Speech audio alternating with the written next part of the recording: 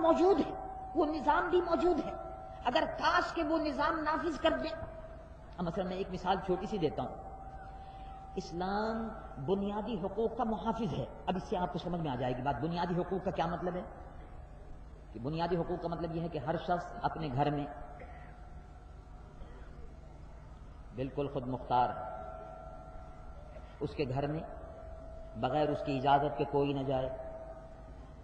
یہ نہیں ہے کہ پولیس نے جب چاہا اس کے گھر کو پھاند لیا اور کود لیا اور دیوار میں چلے گئے، عورتوں کی بے عزتی کی، چادر اور چار دیواری کے تقدس کو پامال کیا۔ یہ حق نہیں پہنچتا۔ اسلام نے چادر اور چار دیواری کے تقدس کی حفاظت کی۔ یہ فنڈامنٹل رائٹس ہیں، یہ بنیادی حقوق ہیں، ان کی حفاظت قرآن نے فرما دی۔ اب دیکھیے آپ کتنی بڑی پیاری بات ہے کہ احادیث مبارکہ میں تو تحفظ دیا ہے، قرآن میں بھی ہے، قرآن میں بھی ہے کہ کوئی مسلمان کسی مسلمان کے گھر میں داخل نہیں ہو سکتا بغیر اجازت کے۔ اگر اجازت نہیں ملے تو نہیں داخل ہو سکتے۔ گھر میں دیوار پھاند کے نہیں جا سکتے، جیسے پولیس کے غنڈے کیا کرتے ہیں، بغیر وارنٹ کے آ جاتے ہیں، جس کو چاہتا ہے پکڑ کے لے جاتے ہیں، گھر میں گھس جاتے ہیں، چادر اور چار دیواری کے تقدس کو پامال کر دیتے ہیں۔ نام ان کا پولیس ہے، اگر دیکھا جائے تو پولیس کی وردی میں غنڈے ہوتے ہیں، اور یہ سب کچھ دن رات ہوتا ہے۔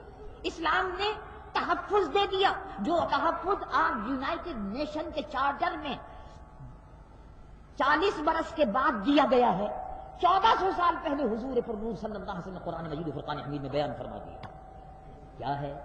رب العالمین جل جلالہ من والو ارشاد فرماتا ہے، یا ایھا الذین آمنوا، اے ایمان والو،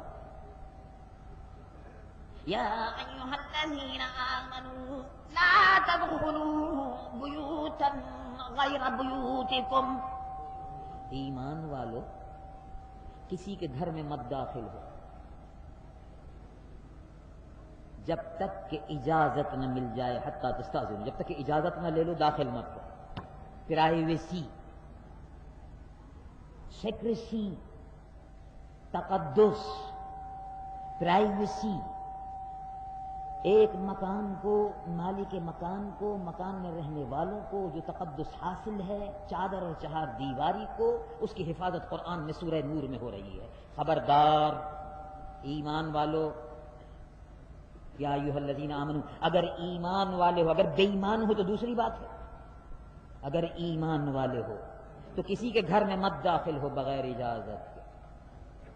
رب العالمین جل جلالہ من والو ارشاد فرماتا ہے، یا ایھا الذین آمنوا لا تدخلوا بیوتا غیر بیوتکم حتی تستأذنوا وتسلموا علی اہلہا، جب تک کہ اجازت نہ مل جائے، سلام نہ کر لو، اجازت نہ مل جائے، خبردار کسی کے گھر میں مت داخل ہو، اس کی پرائیویسی جو ہے اس کو ڈسٹرب نہ کرو، اس میں مخل نہ ہو۔ یہ اور اس طرح سے اور بہت سی مثالیں، تو میں نے مثال کے طور پر ایک بات عرض کی کہ اسلام لوگوں کے حقوق کا سب سے بڑا